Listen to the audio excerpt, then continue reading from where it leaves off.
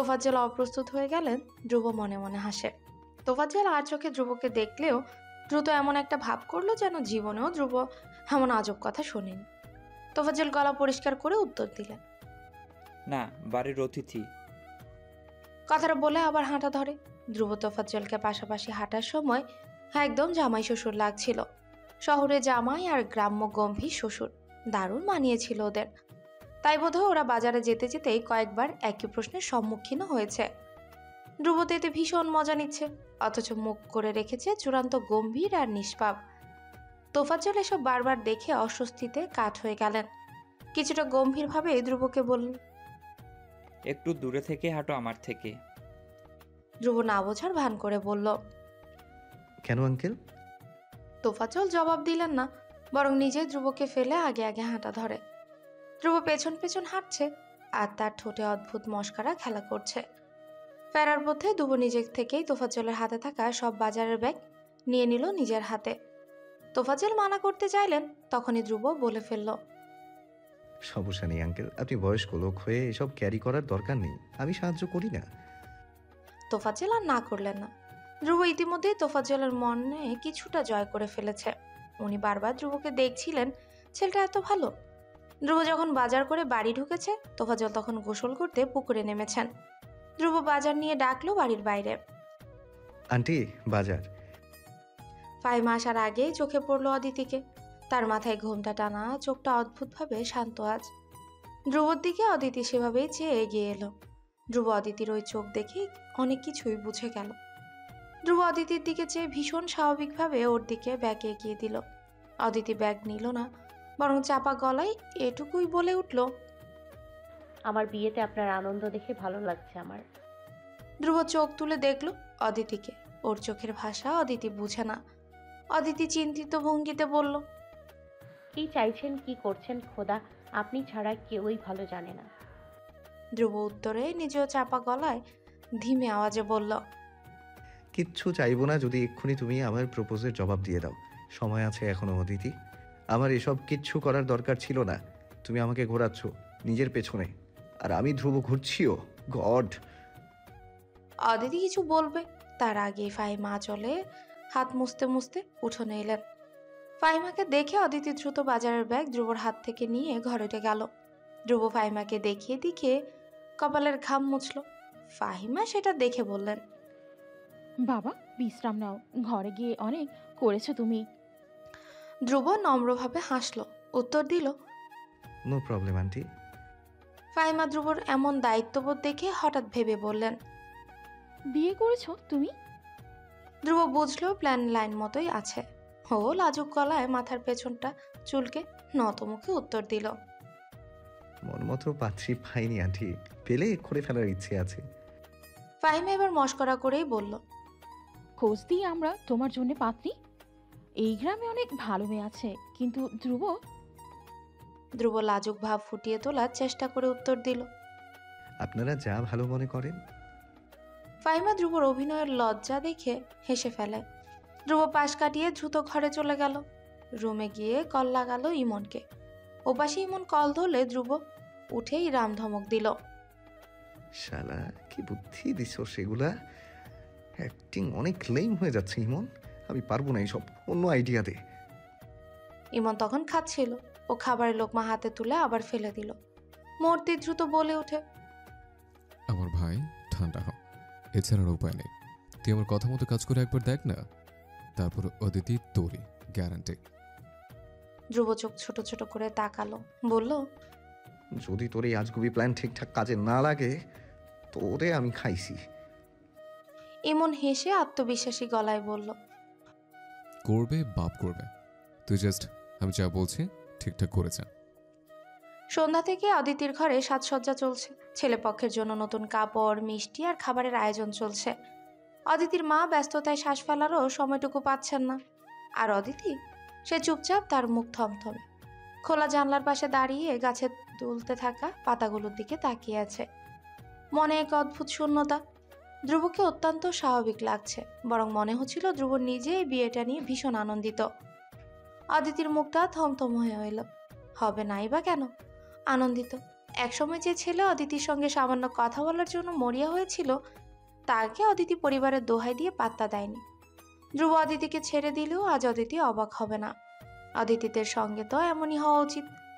ধ্রুব ঘরের বাইরে দাঁড়িয়ে চেয়ার সাজাচ্ছে। হঠাৎ ওর চোখ গেল জানলার দিকে। অদিতিকে দেখেও, ঠোঁটে একবারও হাসি নেই, চোখ দুটো মোলে। ধ্রুব চেয়ার হাতে নিয়ে সেভাবেই দাঁড়িয়ে রইল।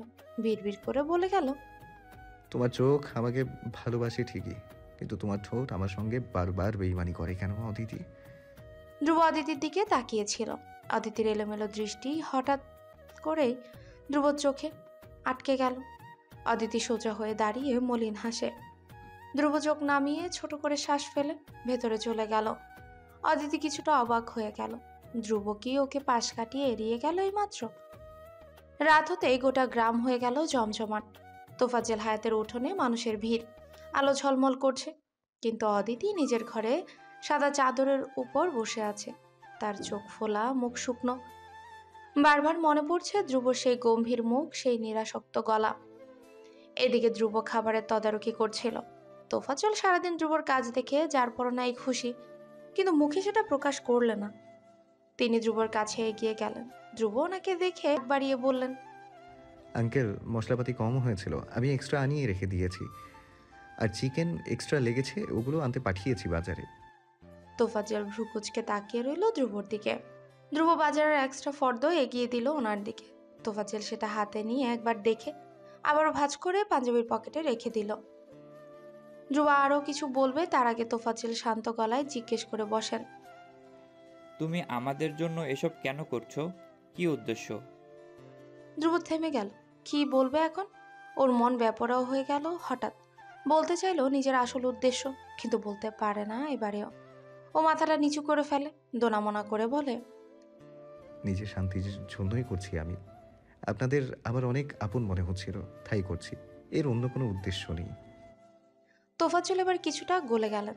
যতই হোক গ্রামের মানুষই তো, সহজেই লোককে বিশ্বাস করা ওনাদের কাজ। যাকে একবার মনে ধরে তার প্রতিটি কাজ তখন চোখে পড়ে একে একে। তোফাজ্জল ধ্রুবর কাঁধে হাত রাখে। আবেগ যেটুকু প্রকাশ না করলেই নয়, সেটুকু প্রকাশ করে বললেন, তোমার কি আর বাকিদের মতো মনে হচ্ছে আমি তাড়াহুড়ো করছি? ধ্রুব অবাক হলো। জি আঙ্কেল। তোফাজ্জল আবারও বললেন, বাকিরা আমাকে দোষারোপ করছে আমি মেয়েকে অল্প বয়সে নিজের কাজ থেকে বিদায় করে দিচ্ছি। ধ্রুব চোখ নামিয়ে নিচু গলায় বলল, আমি এসব ভাবিনি আঙ্কেল। তোফাজ্জল থামলেন। পরপর গম্ভীর স্বরে বলে যেতে লাগলেন, সবাই আমার সিদ্ধান্তে খুশি নয়, কিন্তু আমার আজকাল ভয় হয় ভীষণ। আদিতিকে বিয়ে দিয়েই আমার মুখ বাঁচে। আজকাল গ্রামের মানুষ আমার দিকে বাঁকা নজরে তাকায়। কেউ কেউ অপেক্ষা করছে আমার মেয়ের প্রেমের খবর রটানোর। তাই আমি ঠিক করেছি আমি আজকে ওদের আকত করিয়ে গ্রামের লোকদের মুখ বন্ধ করে ফেলতে পারে। ধ্রুব চুপচাপ শুনে গেল এসব কথা। ও শান্ত চোখে চেয়ে তোফাজ্জলকে দেখে। তোফাজ্জল হয়তো বাইরে যতটা কঠোর প্রকাশ করেন, ভেতরে ভেতরে ততটাও নন। তার মধ্যেও আবেগ ভালোবাসা আছে, তবে সম্মান হারানোর ভয়টা গ্রাস করেছে তার অন্তরে সবচেয়ে বেশি। ধ্রুব অপরাধবোধে ভুগে ভীষণ। ও এসব কি করছে? ইমনের বুদ্ধি নেওয়াটা কি উচিত হয়েছে? তোফাজ্জল জানতে পারলে কষ্ট পাবেন ভীষণ। ধ্রুব হালকা স্বরে বলল, ডোন্ট ওয়ারি আঙ্কেল, আখোদ আজকেই হবে। তোফাজ্জল ধ্রুবর কাঁধ থেকে হাত সরিয়ে ফেললেন। গলা পরিষ্কার করে বলল, ভালোই ভালোই সব কাজ মিটে গেলেই হয়। তুমি এদিকটা দেখো, আমি ঘর থেকে আসি। অদিতি জানলার দিকে তাকিয়ে নিজের আতঙ্ক ঢেকে রাখার চেষ্টা করছিল। ঠিক এমন সময় ধ্রুব খাবারের দিক সামলে উঠোনে এলো। ঘড়িতে প্রায় সন্ধে। ছেলেপক্ষ আসার কথা, কিন্তু কেউ এখন অবধি এসে পৌঁছায়নি। লোকজন কৌতূহলী হয়ে যাচ্ছে। তোফাজ্জলের অন্তর এই পর্যায়ে মোচড় দিয়ে উঠল। তিনি কল লাগালেন ফারদিনকে। ওপাশ থেকে কল ধরতেই তোফাজ্জল শুরুতে শান্ত থাকার চেষ্টা করে বলে, তোমরা কোথায় আছো? ফারদিন অকপটে জবাব দিল, চাচা, আমি দুঃখিত। পারিবারিক কারণে আমি এই বিয়ে করতে পারবো না। আমি পর্তুগাল চলে যাচ্ছি। ওখানে সেটেল হওয়ার পর বিয়ের চিন্তা করব। আমাদের পরিবারই সিদ্ধান্ত নিয়েছে। আপনি যদি কিছু মনে না করেন। অদিতির বাবা এবার এসব শুনে ভীষণ রেগে গেলেন। পুরো উঠোন স্তব্ধ তখন। সবার মুখে চাপা গুঞ্জন ছড়িয়ে পড়েছে। তোফাজ্জল শেষ দেখে একটু দূরে গিয়ে নিচু কণ্ঠে বললেন, গ্রামের মানুষদের দাওয়াত করা হয়ে গেছে ফারদিন, মশকরা করার সময় না এখন। তোফাজ্জল থেমে আবারও বললেন, তোমার বাবা কোথায়? ওকে ফোন দিয়ে কেন পাচ্ছি না? আমি ভেবে পাচ্ছি না তোমরা কথা দিয়ে এভাবে কিভাবে কথার বলখেলাপ করতে পারো। ফারদিন নম্র গলায় জবাব দিল, আমি আসলেই অনেক দুঃখিত চাচা। পুরো সিদ্ধান্ত আমার আব্বার, এতে দোষ নেই। আমার প্লেনের টিকিট আজ রাত 10টায়। আমি এয়ারপোর্টে যাচ্ছি চাচা। আপনার মেয়ের জন্য আশা রাখছি আমার চেয়ে ভালো কাউকে খুঁজে পাবেন। তোফাজ্জল আর শুনলেন না, ওনার মুখ কঠিন হয়ে গেল। উনি ফোন কেটে দিলেন মুহূর্তেই। ধ্রুব পাশে দাঁড়িয়ে শুনছিল, যা হচ্ছে ওর প্ল্যান মাফিকই হচ্ছিল। ও এবার নিজের শেষ চালটা চালালো তোফাজ্জলের কাছে, এগিয়ে গিয়ে বলল, আঙ্কেল ছেলে আসবে না? তোফাজ্জলের রাগে কাঁপছে। উনি কঠিন গলায় কাঁপতে কাঁপতে বলে, বেইমানি করেছে ওরা আমার সঙ্গে। ওদের এত বড় সাহস হলো কি করে, আমি সেটাই বুঝতে পারছি না। ধ্রুব বলল, আঙ্কেল গ্রামের মানুষ জানে আজ আকদ। এভাবে বিয়ে ভেঙে গেলে আপনি বললে আমি ওকে শহর থেকে নিয়ে আসতে পারি। ধ্রুব এমনভাবে কথা বলছে যেন ও কিছুই জানে না এ ব্যাপারে। তোফাজ্জল উঠে দাঁড়ালেন, লুঙ্গে সামলে নিয়ে শান্ত গলায় শুধু বলেন, আমাকে ভাবতে দাও। ছেলেপক্ষ না আসার খবর পুরো গ্রামে ছড়িয়ে পড়েছে। চারদিকে গুঞ্জন, কানাঘোষা। তোফাজ্জল হায়াতের কপালে ঘাম জমেছে। তিনি নিজের সম্মানের কথা ভেবে গম্ভীর মুখে চুপ করে বসে আছেন, কিন্তু চারপাশের গ্রামবাসীরা খোঁচা কথা তার মুখ আরও ফ্যাকাশে করে তুলছিল। একজন তো বলেই ফেলল। তোফাজ্জল দাঁত চেপে সব শুনছিলেন। অপমানে তার মুখ লাল হয়ে উঠছিল। তিনি চেয়ারে ছেড়ে উঠে দাঁড়ালেন, ভেতরে চলে গেলেন। ক্ষোভের খবর ফাহিমার কানে পৌঁছাতেই ফাহিমাও দ্রুত শোবার ঘরে স্বামীর কাছে আসেন। তোফাজ্জল জানলার পাশে চুপচাপ দাঁড়িয়েছিলেন। ফাহিমা গিয়ে তোফাজ্জলের কাঁধে হাত রাখলেন। তোফাজ্জল কেঁপে ওঠে। ফাহিমা বলে, ভেঙে পড়বেন না, পাত্রের অভাব নেই দেশে। আমরা অদিতিকে এর থেকেও ভালো জায়গায় বিয়ে দেব। তোফাজ্জল জবাবে বললেন, কিন্তু সম্মান যা যাওয়ার তা আজকেই চলে গেছে ফাহিমা। সবাই জানে আজ আকদ, অথচ আজকে সবাইকে যখন দাওয়াত করা হয়েছে তখন ফারদিন কিভাবে মানা করতে পারলো? আগে বললেই একটা ব্যবস্থা করে ফেলতে পারতাম। ফাহিমা হঠাৎ কিছু একটা মনে পড়ে। উনি তোফাজ্জলের মুখের রাগী ভাবের দিকে চেয়ে দোনামোনা করে বলেন, আমার কাছে ভালো পাত্র আছে, আপনি সাহস দিলে বলতে পারি। তোফাজ্জল তখন গা ছাড়া ভঙ্গিতে বিছানায় গিয়ে বসেন, বলেন, কে? ফাহিমা সরাসরি বলে ফেললেন। ধ্রুবকে কেমন লাগে আপনার? তোফাজ্জল অবাক হয়ে ফিরে তাকিয়ে বলে, কোন ধ্রুব? আমাদের মেহমান? ফাহিমা বললেন, হ্যাঁ, ও আজ বলছিল ভালো পাত্রী পেলে বিয়ে করতে চায়। আমাদের অদিতির সঙ্গে ওকে মানাবেও ভালো। একটু ভেবে দেখুন না। তোফাজ্জল শুনলেন, তারপর বিরক্তি হয়ে বলল, এভাবে একটা অজানা মেহমানের সঙ্গে বেশি বুঝো তুমি? ফাহিমা বসলেন তোফাজ্জলের পাশে, মতামত দিলেন। একবার খোঁজ নিয়ে দেখতে সমস্যা কোথায়? ছেলে আপনার সামনেই বরিশালে ভালো চাকরি করে, দেখতে শুনতেও ভালো, লম্বা, উচ্চ। ওকে কোনো দিক থেকে খারাপ মনে হয়েছে আপনার? তোফাজ্জল তারপর কি যেন মনে করলেন। ফোন নিয়ে উনি কল লাগালেন কাউকে। ওপাশ থেকে সালাম এলো। তোফাজ্জল গম্ভীর স্বরে নির্দেশ দিল, ধ্রুব ইয়ামিন সম্পর্কে খোঁজ নাও তো। এত রাতেও তোফাজ্জল ফোনে কারো সঙ্গে অনেকক্ষণ ধরে কথা বলছিলেন। ফাহিমা কিছু সময়ে ওখানে থেকে তারপর অদিতির রুমে চলে গেলেন। অদিতি বিছানার উপর বসেছিল, ওর মুখ সেভাবেই থমথমে শূন্য। ফাহিমাকে দেখে অদিতি ঢোক গিলে ভ্রু কুচকে জিজ্ঞেস করে, ওরা আসবে না মা? ফাহিমা কাপড় গোছাতে গোছাতে বলে, না, ফারদিন পর্তুগাল চলে গেছে আজ। অদিতির মনটাই আচমকা এই খবরে দারুণ খুশি খুশি হয়ে গেল। এসব কার কাজ ওর বুঝতে একটু অসুবিধা হচ্ছে না। অদিতির ঠোঁটে তৃপ্তির হাসি ঝুলিয়ে জানলার বাইরে তাকালো। ধ্রুবকে এখান থেকে দেখা যাচ্ছে। ধ্রুব ওদের জানলার সামনে একটা চেয়ারে বসে আছে। ওর হাঁটুর উপরে ইফাজ বসে ক্যামেরা নিয়ে কিছু একটা করছে। ধ্রুব ভ্রুকুচকে ইফাজকে দেখছে, মাঝে মধ্যে শিখিয়ে দিচ্ছে কিছু। অদিতি অপলক দেখতেই থাকলো ধ্রুবকে। ফাহিমা হঠাৎ বললেন, তোর বাবা ভীষণ আতঙ্কে আছেন। গ্রামবাসীর কাছে কি জবাব দেবেন? অদিতি দ্রুত চোখ সরিয়ে ফেললো ধ্রুবর দিক থেকে। বিছানা থেকে উঠে মায়ের দিকে চেয়ে বলে, মা, এই গয়নাগাটি খুলে ফেলবো? আমার অসহ্য লাগছে। ফাইমা কিছু একটা ভাবলেন, তারপর বললেন, মেহমানরা আছে বাইরে, আরো কিছু সময় পরে থাক। অদিতি অবাক হলো। মায়ের মুখ চোখ সুবিধার লাগছিল না। মা মনে হচ্ছিল কিছু একটা লুকাচ্ছে।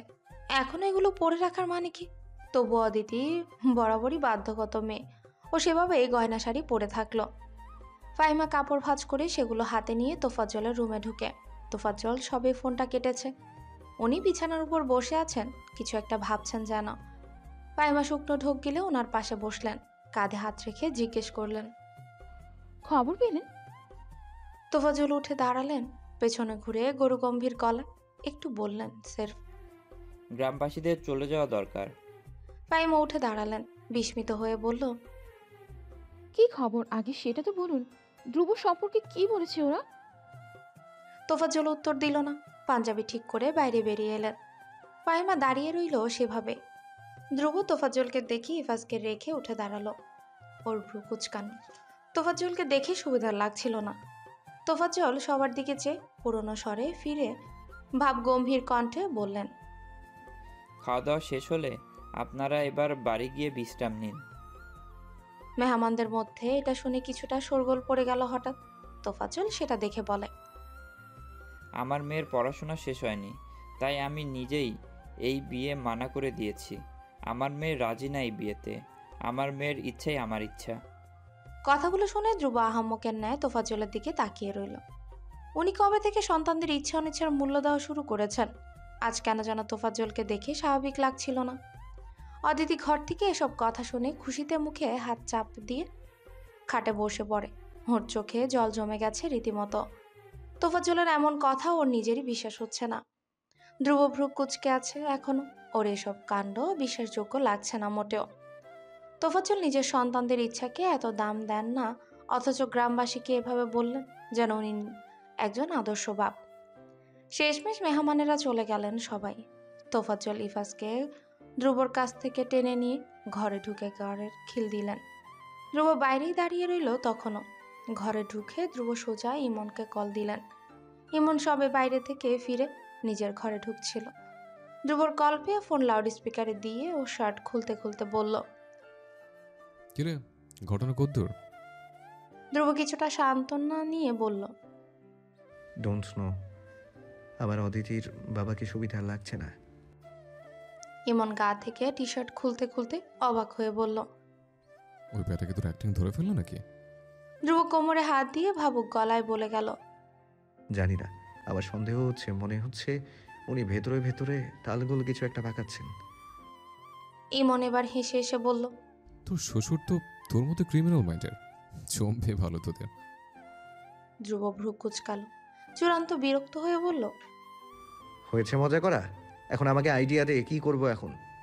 ইমন গাল চুলকে বিভ্রান্তি নিয়ে বলল, তুই তো নিজের মতো কাজ চালিয়ে যা, অ্যান্ড ওনাদের প্রতিক্রিয়া দেখে যা। আমার কেন যেন মনে হচ্ছে রেজাল্ট পজিটিভ। ধ্রুব ভ্রু বাঁকিয়ে বলে। বাট আমার সেটা মনে হচ্ছে না। ইমনও ভ্রু বাঁকিয়ে বলল, তুই আমার কথা মতো কাজ কর।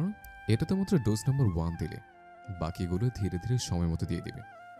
এখন আরাম করে ঘুমা। তারপর আবার ইমন জিহ্বায় কামড় দিয়ে বলে, ও, সবে মাত্র 10টা বাজে? তুমি তো আবার রাত 4টা না বাজলে ঘুমাও না। আচ্ছা, বাই তাহলে। ধ্রুব ফোন কেটে দিল। তারপর সেটা টেবিলের উপর রেখে বিছানায় বসে দু হাতে মাথার চুল খামতে ধরে মাথাটা নিচু করে বসে থাকলো। তোফাজ্জল ওদিন রাতভর চিন্তায় ছিলেন। যে খবর দিয়েছে তার মতে ধ্রুব বরিশালেই থাকে, ভালো মাল্টিন্যাশনাল কোম্পানিতে ফটোগ্রাফির কাজ করে, মাসে 34,000 টাকা স্যালারি। ছেলে ভালো, বাবা মা দুজনে অবসরপ্রাপ্ত শিক্ষক, ভালো পরিবার। অদিতির জন্য এমন ছেলে ভাবাই যায়। তোফাজ্জল সেদিন পুরোটা রাত ঘুমাতে পারেননি, শুধু ভাবলেন ধ্রুব সম্পর্কে। গ্রামের লোকদের যে হিংসা প্রতিশোধ পরায়ণতার নজর তার পরিবারের উপর পড়েছে, তাতে যে কেউ যে কোনো ষড়যন্ত্র করে ফেলতে পারে। তোফাজ্জলের উচিত দ্রুত অদিতির বিয়ে দিয়ে গ্রামের লোকের থেকে নিজের সম্মান রাখতে, এছাড়া আর উপায়ও নেই। তবে যে ছেলের কাছে তিনি খবর নিয়েছেন সে আধা ঘন্টার ভেতরে দ্রুত ধ্রুব সম্পর্কে সব বলে দিল, যেন ও পূর্ব থেকেই জানতো সব। ব্যাপারটি একটু খটকা লাগলেও পরে মনের ভুল ভেবে এড়িয়ে গেলেন উনি। তোফাজ্জল রাতের শেষ প্রহরে সিদ্ধান্ত নিলেন তিনি ধ্রুবের সঙ্গে কথা বলবেন, অদিতির কথাও তুলবেন।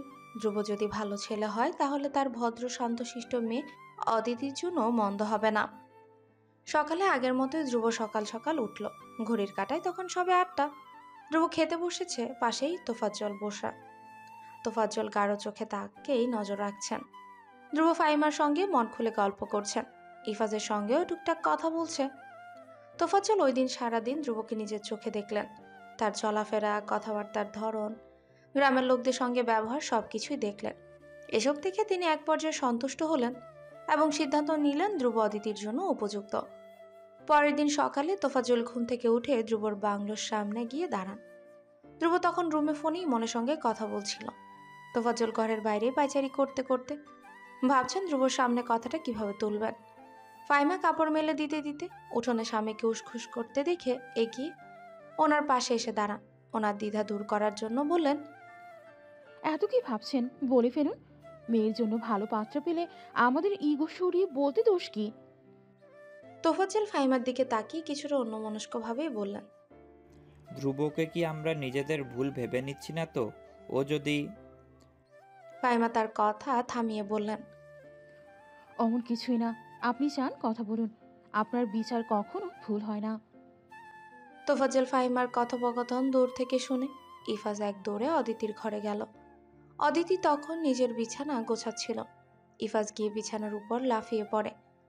ঝাড়ু হাতে অদিতি রেগে গেল, রাগ দেখিয়ে বলল, মাত্র বিছানা গুছিয়েছি, ময়লা করে ফেলবি, ওঠ বিছানা থেকে। ইফাজ ভ্রু নাচিয়ে নাচিয়ে বলল, যা বলতে এসেছি তা শুনলে তুমি আমাকে কোলে নিয়ে নাচবে। অদিতি বিরক্ত হয়ে বলল, কি খবর? ইফাজ ঠোঁট বাঁকিয়ে বলল, আগে চকলেট দাও, তারপর বলবো। অদিতি পাত্তা দিল না। ইফাজ বোধহয় আবারও ঢপ মারছে। ও ঝাড়ু দিয়ে বিছানার আরেক পাশ ঝাড়তে ঝাড়তে বলল, আমার কাছে চকলেট নেই, ভাগ এখান থেকে। ইফাজ এবার অদিতির কাছে ঝুঁকে ফিসফিস করে বলল, তোমার আর ধ্রুব ভাইয়ের নামে খবর আছে গো, খবর আছে। অদিতির বুক কেঁপে উঠল। ঝাড়ু হাতেও অবাক হয়ে ইফাজের দিকে তাকালো। ইফাজ হাসছে। অদিতি ফাঁকা ঢোক গিলে আশেপাশে কেউ আছে কিনা দেখে নিল। দরজায় খিল তুলে দিল। তারপর ও দ্রুত ড্রয়ার থেকে চকলেট নিয়ে ইফাজের হাতে দিয়ে ওর পাশে বসে কম্পিত গলায় বলল ওকে। কি খবর বল আমাকে। ইফাজ চকলেট খেতে খেতেই জবাব দিল, আব্বা তোমার বিয়ের কথা বলবে আজ ধ্রুব ভাইয়ের সঙ্গে।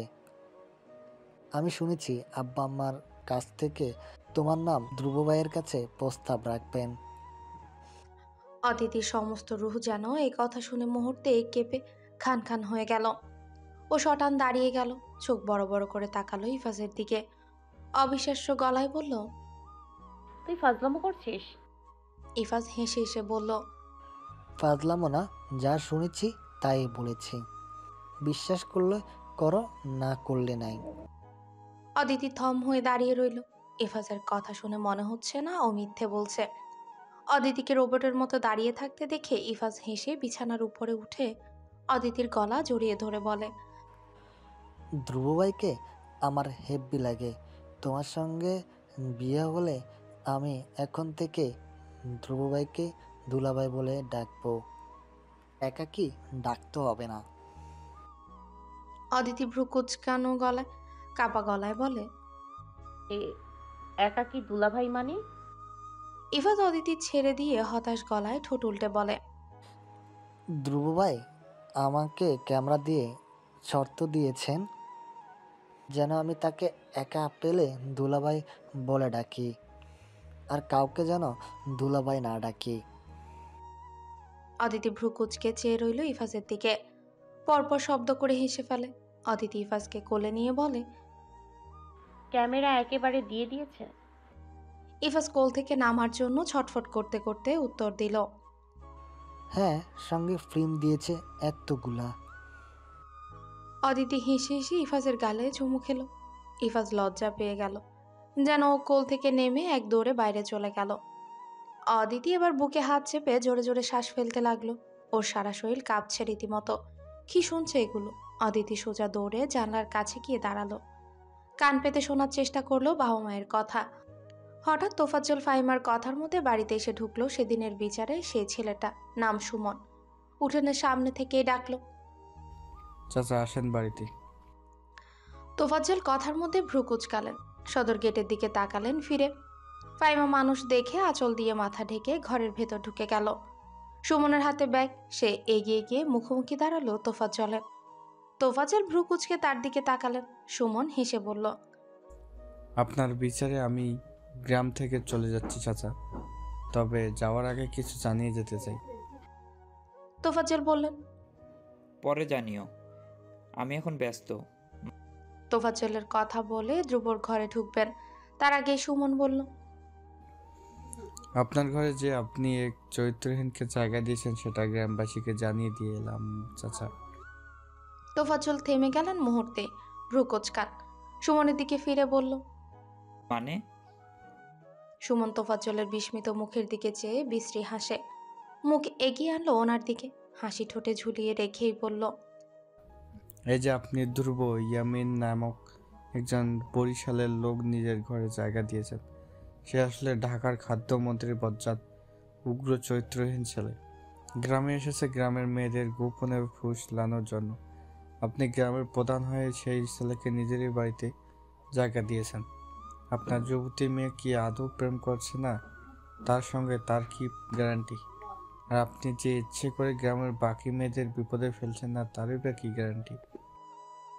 অদিতি ওনার কথা শুনতে পারছে না, তবু ওর মন যেন কুডাকছে। ওর হাসি খুশি মুখটা মুহূর্তে মলিন হয়ে গেল। ওদের কথা বলার ভঙ্গি ওর ভালো লাগছে না। অদিতি ধীর পায়ে জানলা থেকে সরে দাঁড়ালো। আস্তে করে সদর দরজার সামনে এসে দাঁড়িয়ে পর্দার আড়ালে তাকালো বাইরে।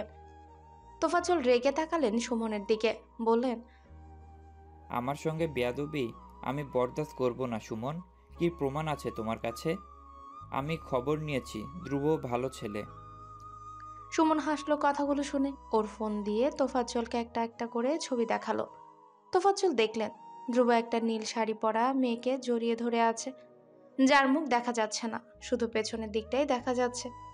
পরের ছবিতে ধ্রুব ওই মেয়ের কপালে চুমু খাচ্ছে, আরেক ছবিতে ধ্রুব ওই মেয়ের গালে চুমু খাচ্ছে। এসব দেখে তোফাজ্জলের মাথায় রীতিমতো বাজ পড়ে। অদ্বিতীয় দূর থেকে এসব দেখে হাতকে উঠে মুখে হাত চেপে সরে গেল দু কদম। এটা এটা তো ওর ছবি, ওর কিডন্যাপের দিনের ছবি। এটা সুমন ভাইয়ের হাতে কি করে এলো? অদিতির ঘাম ছুটে গেছে মাথার দিকে। কি হচ্ছে সামনে? ও এসব আন্দাজ করতে পারছে এক্ষুনি। অদিতি শ্বাস প্রশ্বাস এলোমেলো হয়ে গেল। ধ্রুব ধ্রুব কোথায় এই মুহূর্তে? তোফাজ্জল হতভম্ব হয়ে গেলেন ছবিগুলো দেখে। উনি এবার চেঁচিয়ে ডাকলো, ধ্রুব, বাইরে বেরো।